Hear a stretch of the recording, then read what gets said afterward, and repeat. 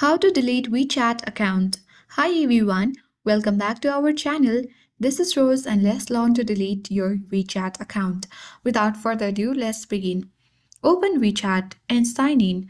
Navigate to Me section at bottom right corner of your screen. Tap Settings and here select Account Security. Afterwards, you need to navigate to WeChat Security Center. Now tap Safety Rules to manage and keep your account secure. Afterwards, select Account Cancellation at bottom of your screen. Now you have to read the important information carefully and then check mark I have read and accept the important notice and tap on Request Cancellations. Now you will have to select the Next button and then agree the terms and confirm the Delete Your Account button. Then your WeChat account will be permanently deleted.